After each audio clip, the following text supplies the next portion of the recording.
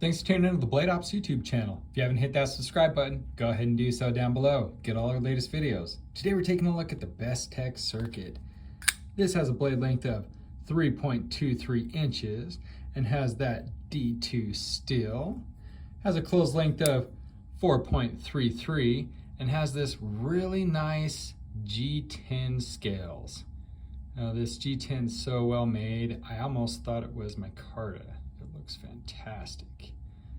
And the feel on these texture is good.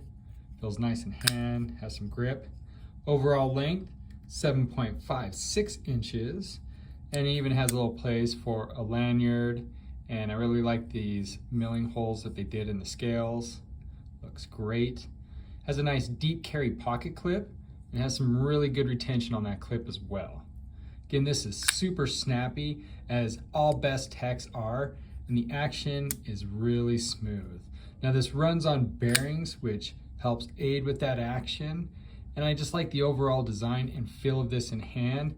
Jimping is where it should be, and get a full grip on that. And again, the hardware with the silver and everything looks really good on this with that blue G10.